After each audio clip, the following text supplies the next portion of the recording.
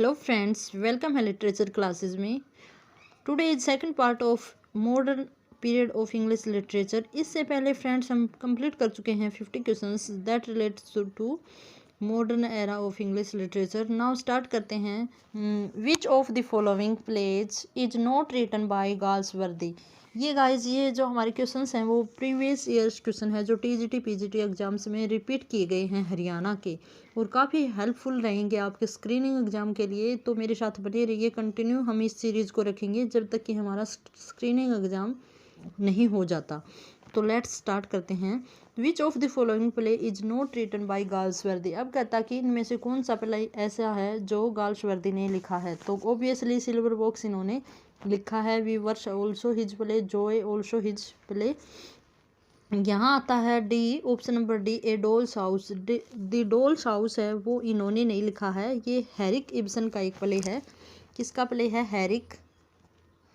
Herrick Ibsen. Herrick Ibsen का एक play है जो लिखा गया है 3 एक्ट में लिखा गया है। कितने एक्ट में? 3 एक्ट में लिखा गया है और पब्लिश हुआ है 1879 में, ये पब्लिश किया गया है। तो गाइज यहाँ हम एक्सप्लेनेशन के साथ क्वेश्चन हैं वो उनको हम कर रहे हैं जो काफ़ी बेनिफिशियल होंगे। एक क्वेश्चन के साथ साथ हम 2 और 3 क्वेश्चंस करते चल रहे हैं, तो कंटिन्यू रहिए। Next question is the first play by John Galsworthy was. अब कहता है कि जॉन गाल्सवर्दी का फर्स्ट प्ले कौन सा है, जो टीजीटी 2019 में पूछा गया एक क्वेश्चन है। तो इसकी अगर हम बात करें तो इनका फर्स्ट प्ले रहता है the Silver box that published in 1906। Okay, 1906 में इन्होंने काफ़ी प्लेज हैं वो पब्लिश करवाए हैं। नाउ 53rd क्वेश्चन है, in which play of Galsworthy do we have William Falder. अब कहता है कि कौन से प्ले में हम विलियम फाल्डर नाम का करैक्टर देखते हैं। तो इसकी अगर हम बात करें तो ये रहता है गाइस जस्टिस में। किस में रहता है? जस्टिस में ये हमारा करैक्टर है, और जस्टिस है वो 1910 में पब्लिश किया गया एक प्ले है जो जस्टिस के ऊपर ही बेस है। Now next is Galsworthy belong to. अब कहता है कि गाल्सवर्दी है वो किससे बिलोंग करते हैं, कौन सी सेंचुरी से बिलोंग करते हैं। तो ऑब्वियसली गाल्सवर्दी है वो 20th सेंचुरी के हमारे क्या हैं, एक नोवेलिस्ट हैं, एसेइस्ट हैं, और साथ ही साथ इन्होंने प्ले भी लिखे हैं।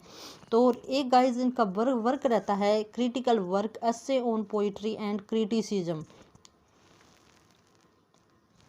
Now next is Galsworthy's tragedy are called. अब कहता है कि गाल्सवर्दी की जो ट्रेजेडी है उनको क्या कहा जाता है। तो उनको सोशल ट्रेजेडी कहा जाता है। गाल्सवर्दी ने जितने भी अपने प्ले लिखे हैं वो सोशल, क्योंकि आपको पता है कि 20th सेंचुरी की जो थीम रही है प्लेज की या हम कहें वर्क की, लिटरेचर की, वो वहाँ के सोशल जो इश्यूज ही रहे हैं, और उन्होंने जो वर्क लिखे हैं साइंटिफिकली उन्होंने वर्क भी लिखे हैं, और साथ ही साथ जो प्रॉब्लम है, सोशल प्रॉब्लम है, उनको ही शो किया है अपने प्लेज में। Now next is Galsworthy was awarded the Nobel prize for literature in. अब कहता है कि गाल्सवर्दी को नोबेल प्राइज इन लिटरेचर कब मिला था। तो ये मिला था ऑप्शन नंबर सी 1932 में इनको मिला था, जो कि टीजीटी 2019 का ही क्वेश्चन रहता है। Now next is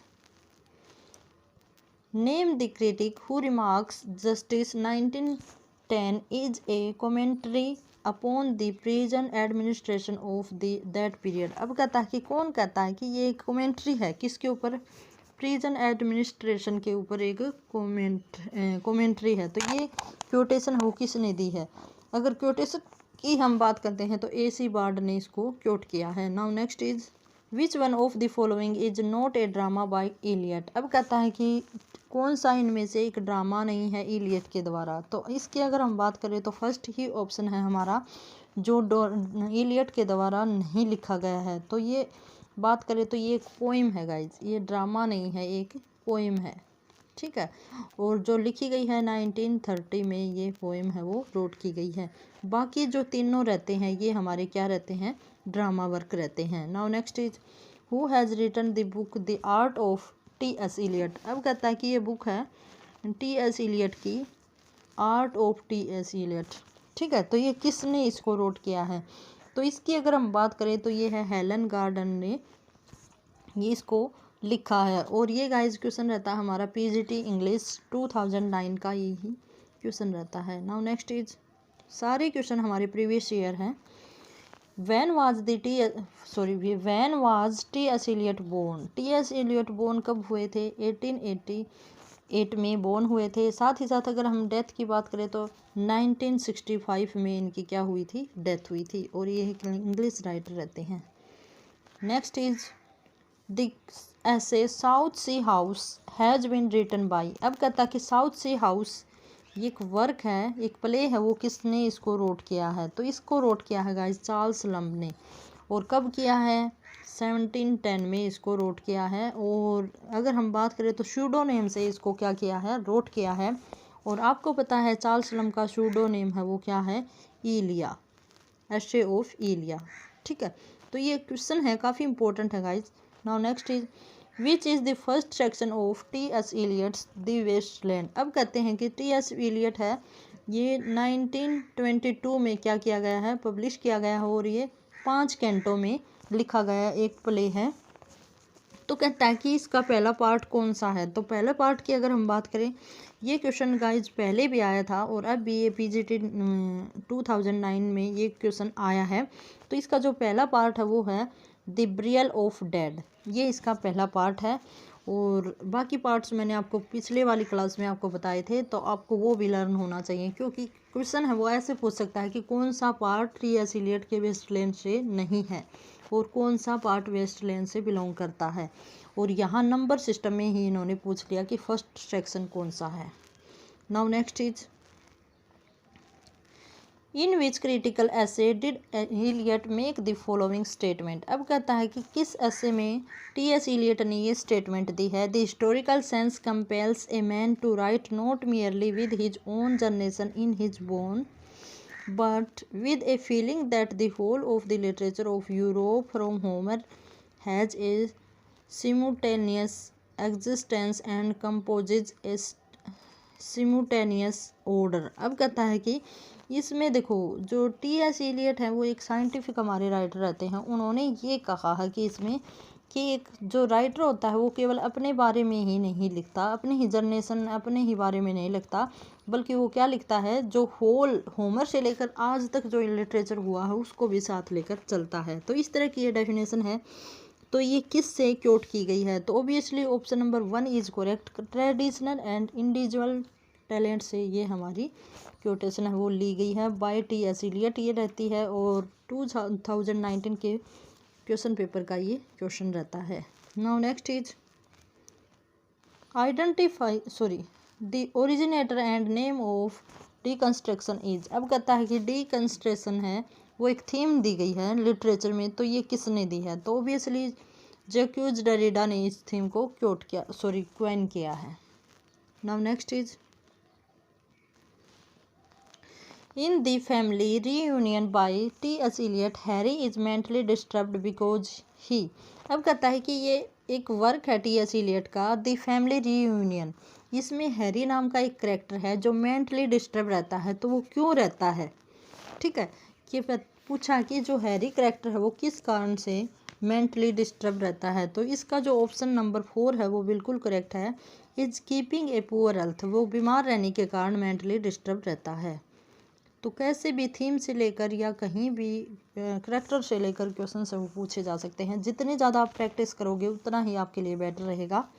now next is Galsworthy was awarded the Nobel prize for literature in. Galsworthy को नोबेल प्राइज इन लिटरेचर, ये रिपीटेड मोस्ट रिपीटेड हमारा क्वेश्चन है। ये टीजीटी 2010 में फिर से आया है। और कब इनको अवार्ड दिया गया था? 1932 में इनको अवार्ड दिया गया।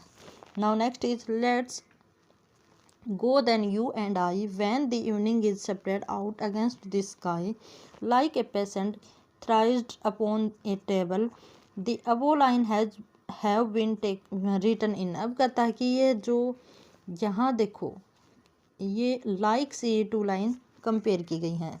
तो यहाँ ये भी क्वेश्चन आ सकता है कि इसमें कौन से फिगर ऑफ स्पीच का यूज किया गया है। तो यहाँ पे सिमली जो हमारा फिगर ऑफ स्पीच है उसका यूज किया गया है, क्योंकि आपको पता है कि सिमली है उसमें like as soon as like, as, ऐसे करके कुछ कीवर्ड होते हैं, ठीक है। तो इनमें कंपैरिजन किया है पेशेंट का जो इवनिंग है उसके साथ कंपैरिजन किया है, और कहता है कि ये किस फॉर्म में लिखी हुई है। तो यहाँ अगर हम बात करें तो ऑप्शन नंबर सी बिल्कुल राइट है, क्योंकि गाइज जो फ्री वर्स होता है उसमें रिदम नहीं होती, ठीक है, और रिदम नहीं होती, साथ ही साथ उसमें आइम्बिक पेंटामीटर भी नहीं होता, ठीक है, क्योंकि एक लाइन ये बड़ी है और ये छोटी है। आइम्बिक पेंटामीटर क्या होता है, मैंने एक क्लास में आपको डिफाइन भी किया हुआ है।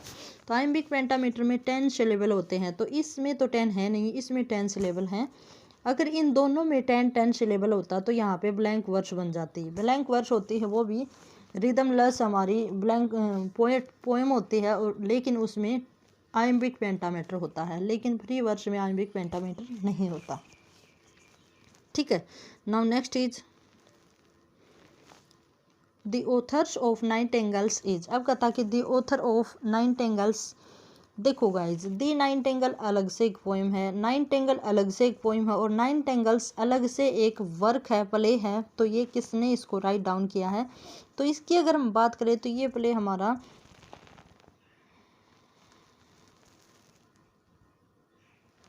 रॉबर्ट ब्रिजिज ने इसको राइट डाउन किया है, ठीक है। आगे चलेंगे, W.H. Auden belong to the, W.H. Auden है वो किस एरा से बिलोंग करते हैं, तो ओबियसली 20th सेंचुरी से बिलोंग करते हैं W.H. ऑर्डन। इनका जो बर्थ रहता है 1907 में इनका जन्म हुआ है, और 1993 में इनकी डेथ हुई है, तो आपको लर्न होना चाहिए। Next is the little man written by Galsworthy is a an. अब कहता है कि द लिटिल मैन है वो गाल्सवर्दी का क्या है, नोवेल है, पोइम है, प्ले है, या वन एक्ट प्ले है। तो इसकी अगर हम बात करें तो ये एक प्ले है जो कि 1871 में पब्लिश करवाया गया था। Now next is loyalty is criss cross each other is a dialogue in a play by. अब कहता है कि ये जो डायलॉग दिया गया है loyalties criss cross each other, ये किस प्ले से लिया गया है, किस प्ले से लिया गया है और कौन इसके राइटर हैं, तो ऑब्वियसली लॉयल्टी से ही लिया गया है, और गाल्सवर्दी का ये प्ले रहता है, ठीक है। आगे चलते हैं, E.M. Forester belong to, E.M. Forester है वो किस ग्रुप से बिलोंग करते हैं, यहाँ ग्रुप ऑफ पोइट्री दिए गए हैं, ग्रुप ऑफ राइटर्स दिए गए हैं, और कहता है कि किस से बिलोंग करते हैं, तो ऑब्वियसली ऑप्शन नंबर सी दी ब्लूम्सबरी ग्रुप से ही बिलोंग करते हैं। आप बताना, ये क्वेश्चन हमने पहले क्लासेस में भी किया था, तो उसमें कुछ और भी इसके साथ साथ राइटर थे, वो कौन कौन से हैं। Now next is the phrase objective correlative has been coined by. अब कहता है कि ऑब्जेक्टिव कोरिलेटिव है वो किसके द्वारा क्वाइन की गई है, तो ऑब्वियसली ऑब्जेक्टिव कोरिलेटिव है। इसमें गाइज 2 थिंग्स होती हैं, जैसे अलग अलग विचारधाराएं, ऐसे करके मान के चलो। तो ये किसने क्वाइन किया है, T.S. इलियट ने इसको क्वाइन किया है। नेक्स्ट क्वेश्चन है, T.S. Eliot got the Nobel prize in literature. तो T.S. इलियट ने 1948 में Nobel prize in literature achieve किया है। नाउ नेक्स्ट इज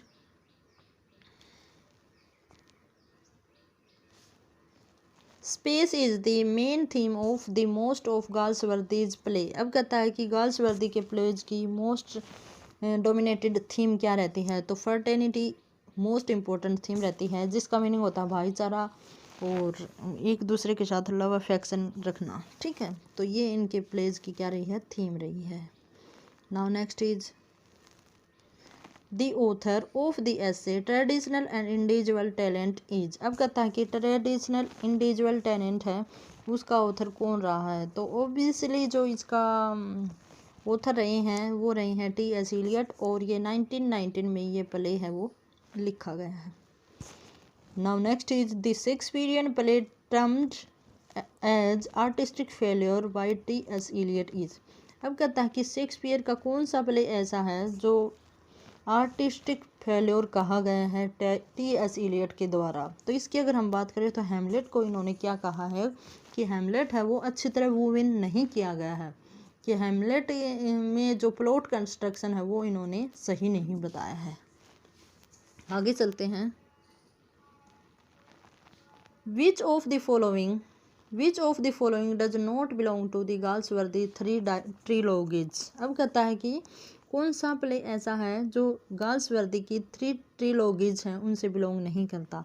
तो इसकी अगर हम बात करें तो ऑप्शन नंबर ए ही बिल्कुल करेक्ट है कि क्योंकि ये जो प्ले रहता है वो 1906 में ये प्ले हमारा लिखा गया है और ये बिलोंग नहीं करता गाल्सवर्दी के ट्रिलॉगी से। नाउ नेक्स्ट चीज,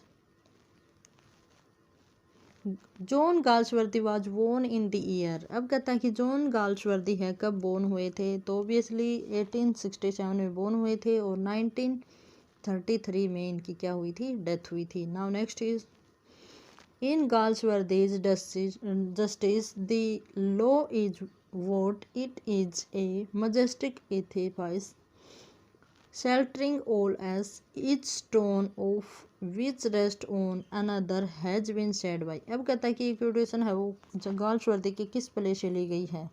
तो इसकी अगर हम बात करें तो ये जो जस्टिस प्ले से ली गई है और किसने इसको किया है?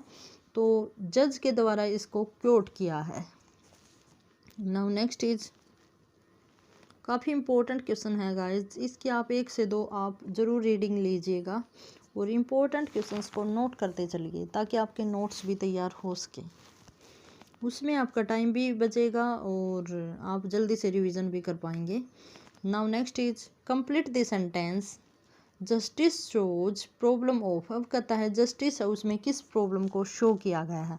तो इसकी अगर हम बात करें तो ये इंग्लिश लीगल सिस्टम को इसने शो किया गया है। जो इसकी थीम है वो क्या है? English legal system. John Galsworthy style is remarkable for. अब कहता है कि जॉन गाल्सवर्दी की जो स्टाइल है वो किसके लिए रिमार्केबल है?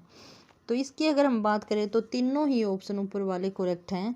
It is strength and elasticity, its powerful sweep, brilliant illustrations, its deep psychological analysis. तो ये तीनों ही क्या रहते हैं? कैरेक्टरिस्टिक्स रहती हैं गाल्सवर्दी के स्टाइल की। Now next is, who called the wasteland a music of ideas. अब कहता है कि वेस्टलैंड है उसको ए म्यूजिक ऑफ आइडियाज़ किसने कहा है? तो अगर इसकी हम बात करें तो I.A. रिचर्ड्स ने इसको कहा है ए म्यूजिक ऑफ आइडियाज़ और वेस्टलैंड है वो 1922 में पब्लिश किया गया है। 5 इसमें सेक्शन रहते हैं। नाउ नेक्स्ट इज, और क्वेश्चंस रहता है ये हमारा PGT 2011 का। Which of the following statement is true about D.H. Lawrence sons and lovers. अब कहता है कि सन्स एंड लवर है उसके बारे में कौन सी क्वेटेशन बिल्कुल ठीक है D.H. लॉरेंस की? तो इसकी अगर हम बात करें तो ऑप्शन नंबर 4, पोल किल्स हिज मदर। पोल्स है जो पोल है ये सेंस एंड लवर्स ये एक प्ले है गाइस और ये D.H. लॉरेंस का ऑटोबायोग्राफिकल नोवेल माना जाता है, सॉरी नोवेल है। और इसमें जो पोल होता है जो D.H. लॉरेंस को ही क्या करता है? प्रीफर करता है, तो वो अपने लास्ट में क्या करता है? अपनी मदर की ही हत्या कर देता है। Now next is, who called Hamlet an artistic failure? Artistic failure कौन कहता है हेमलेट को? तो ये गाइस ये क्वेश्चन घुमा फिरा के पूछा गया था। पहले इसमें कहा गया था कि T.S. इलियट ने हेमलेट को क्या कहा है? तो ये आर्टिस्टिक फेल्योर है जो T.S. इलियट ने इसको कहा है। Now next is,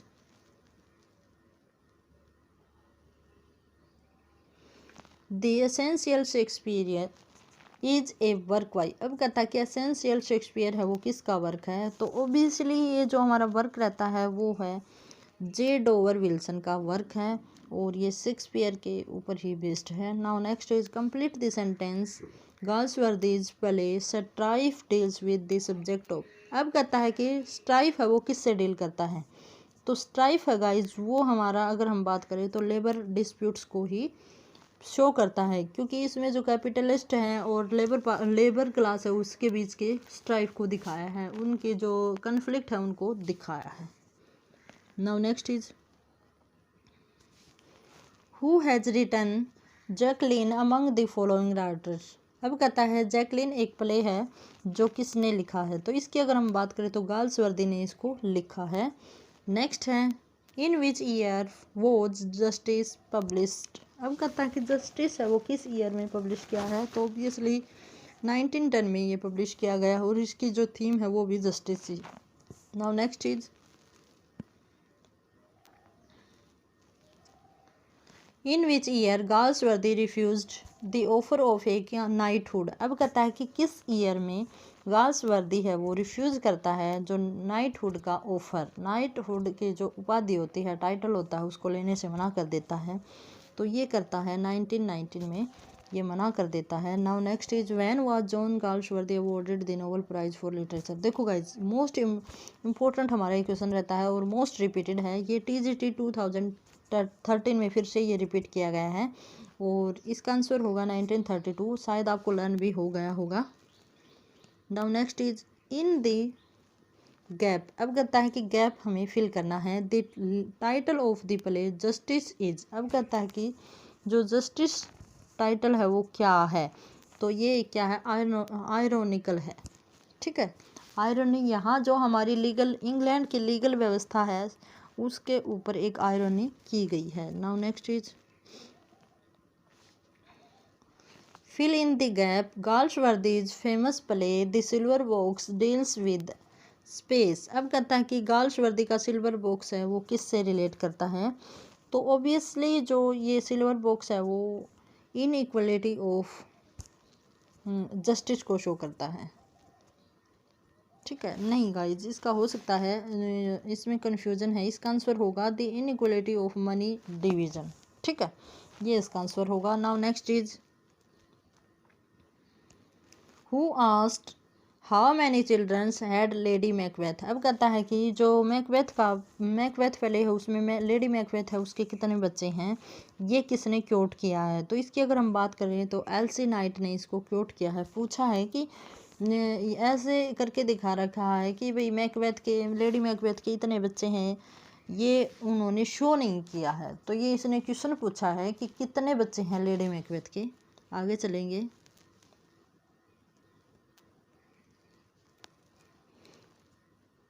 who is Harold Cleaver in Galsworthy Justice. अब कहता है कि होराल्ड क्लेवर जो एक करेक्टर है जस्टिस में वो क्या है, क्या रोल प्ले करता है। तो इसकी अगर हम बात करें तो गवर्नमेंट काउंसिल का ये रोल प्ले करता है जस्टिस में, और जस्टिस जो पब्लिश हुआ है 1910 में। Now next is T.S. Eliot the wasteland was published in. अब कहता है कि वेस्टलैंड का पब्लिश हुआ है PGT 2013 का ये क्वेश्चन रहता है और option number C is correct. Now next is T.S. Eliot born in. अब कहता है कि T.S. Eliot कहाँ बोर्न हुए हैं, तो ये यूनाइटेड स्टेट में बोर्न हुए थे, फिर ये इंग्लैंड में आए, फिर वापस से ये फिर यूनाइटेड स्टेट में गए। Now next is the central theme of murder in the cathedral is. अब कहता है कि जो मर्डर इन कैथेड्रल है उसकी जो थीम है, सेंट्रल थीम है वो क्या है, तो वो है मार्टिडम। ठीक है, मार्टिडम थीम है मर्डर इन द कैथेड्रल की थीम है। Now next is complete the sentence. The Iceland phrases has been taken by. अब कहता है कि जो आइसलैंड फ्रेजेज है वो किसके द्वारा लिया गया है, तो इसकी अगर हम बात करें तो गाल्सवर्दी ने इसको टेकन किया है। Now next is the English novel acquired its modern form in the. अब कहता है कि modern form of English novel की कहाँ एक्वायर की गई थी, तो इसकी अगर हम बात करें तो 18th सेंचुरी में सबसे ज़्यादा नॉवल लिखे गए। जैसे हम देखते हैं 17th सेंचुरी थी जो रेस्टोरेशन पीरियड, वहाँ पे कॉमेडी की गई, और यहाँ जो 18th सेंचुरी थी इसमें काफ़ी ज़्यादा नॉवेल्स लिखे गए थे। Now next is who has written Hamlet and his problem. अब कहता है कि हेमलेट एंड हिज प्रॉब्लम है वो किसने राइट की है, तो इसकी अगर हम बात करें तो T.S. Eliot ने इसको रोट किया है, और हम बात करें तो हेमलेट आता है वो शेक्सपियर ने, हेमलेट एंड हिज प्रॉब्लम है वो T.S. Eliot ने रोट किया है। Now next is John Galsworthy's novel are chiefly occupied with the effect and conflict of. अब कहता है कि जॉन्स गाल्सवर्दी के जो नॉवल है उनमें क्या पाए जाते हैं, the effect and conflict of, किसका इफेक्ट और कन्फ्लिक्ट पाए जाते हैं। तो इसकी अगर हम बात करें तो class tradition upon the society. John Galsworthy के जो प्ले हैं वो सोसाइटी से बिलोंग करते हैं, सोसाइटी के जो प्रॉब्लम्स हैं और वहाँ जो इश्यूज होते हैं उनको इन्होंने अपने प्लेज में, नॉवल में दिखाया है। तो गाइज इसके साथ जो हमारा मॉडर्न एरा से रिलेटेड मोस्ट इंपॉर्टेंट क्वेश्चंस का 100 क्वेश्चन की सीरीज़ कंप्लीट हुई। आगे भी हम ऐसे अच्छे अच्छे क्वेश्चंस आपके लिए लेके आएंगे जब तक कि हमारा स्क्रीनिंग एग्ज़ाम नहीं हो जाता। और इसी के साथ have a good day and best of luck.